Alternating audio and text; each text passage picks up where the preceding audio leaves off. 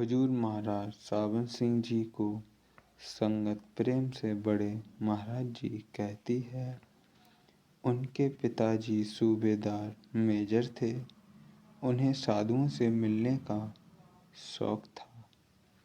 वे जिस साधु के पास जाते आपको साथ ले जाते। आप जितना समय उनके साथ रहे साधुओं से मिलते रहे। इस तरह धीरे धीरे आपको साधुओं से मिलने का शौक हो गया।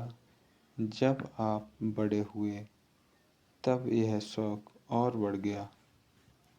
इसमें कोई शक नहीं कि रूहानियत एक अमली ज्ञान है, क्योंकि एक वक्त था जब आप खुद कहते थे कि गुरु की क्या ज़रूरत है।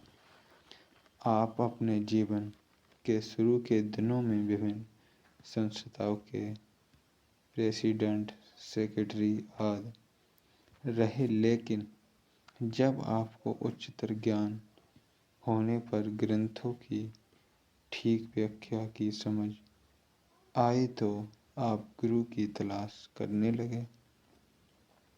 आप गुरु ग्रंथ साहिब पढ़ा करते थे। उसमें बार बार जिक्र आता है कि हर एक को गुरु की तलाश करनी चाहिए। इसलिए जहाँ से भी पता चला आप वहाँ गुरु की खोज में गए। बाग में फूल भी होते हैं, कांटे भी। कई महात्मा मिले, बातचीत हुई, लेकिन वे दे कुछ ना सके। फिर भी आप कहीं से निंदा का भाव लेकर न आए। आखिर आपका तबादला पेशावर में हो गया। वहाँ आपने एक फकीर को देखा। उसने लंगोटी पहनी हुई थी। वह मस्ती में बैठा था। कई महीने आपने लगातार उसकी संगति की। वह कई बार आकर आपके पास महीना महीना रहा, लेकिन उसने आपको कुछ न दिया। हार कर एक रात आपने उसे घेर लिया और कहा कि आज तो मुझे सच सच बता दो।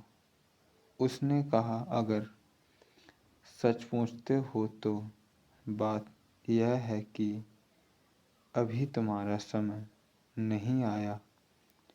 आपने पूछा कि क्या इस जन्म में समय आएगा? वह बोला, हाँ आएगा। आपने कहा, बताओ वह कौन सा महात्मा है? उसने जवाब दिया कि वह खुद ही तुम्हारे पास आ जाएगा। जब आपका तबादला पेशावर से मरी पहाड़ पर हुआ तो एक दिन बाबा जैमल सिंह जी महाराज वहाँ आ पहुँचे। उनके साथ बीबी रुक्को भी थीं। बाबा जी महाराज बीबी रुक्को से बोले, हम इस सिक्के के लिए यहाँ आए हैं। बीबी रुक्को ने कहा कि इसने तो आपका अभिवादन भी नहीं किया। इस पर बाबा जी ने कहा कि अभी इस बेचारे को क्या पता, परसों यह मेरे पास आएगा। उन दिनों बाबा जी बाबू सुखदयाल के चौबारे में ठहरे हुए थे और श्री गुरु ग्रंथ साहिब जी से सत्संग किया करते थे। 2 दिन बाद बड़े महाराज जी के एक दोस्त ने उनसे कहा कि आप संतों महात्माओं से मिलने के शौकीन हो। आओ आज आपको एक महात्मा के दर्शन करवाऊं। वह आपको उस दिन बाबा जी महाराज के पास ले गया। आप कई दिन उनकी संगति में रहे। आप सवाल करते गए, बाबा जी जवाब देते गए, जो आपके 20 साल के संशय थे वे 4 दिनों में ही खत्म हो गए। आपने नाम के लिए अर्ज की, पर साथ ही यह भी कहा कि राधा स्वामी नाम को आप सुनना नहीं चाहते। यह नया लफ्ज आपके दिल में न डाला जाए। बाबा जी महाराज ने पूछा, क्या कोई बानी तुम्हारे नितनेम में है? आपने कहा, जी, जपजी साहिब और जाप साहिब मेरे नितनेम हैं।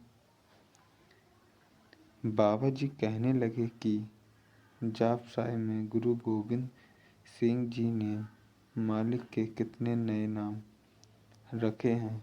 आपने कहा, जी, गिने तो नहीं, लेकिन ख्याल है कोई 12-14 सौ होंगे।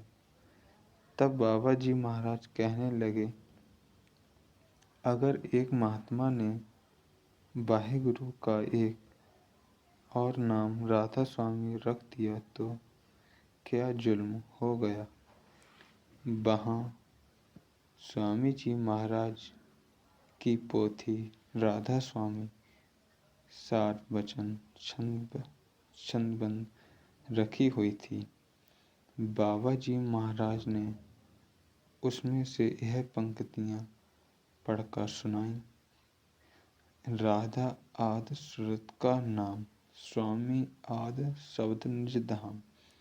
सूरत शब्द और राधा स्वामी दोनों नाम एक कर जाने। बाबा जी महाराज ने कहा कि सूरत शब्द का यही मार्ग गुरु ग्रंथ साहिब का है और यही स्वामी जी महाराज कह रहे हैं। एक राधा का लफ्ज ज़्यादा रखा है।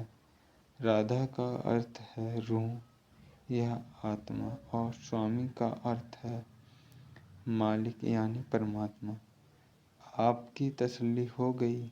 फिर जो दात बाबा जी ने बख्शनी थी आपको बख्श दी।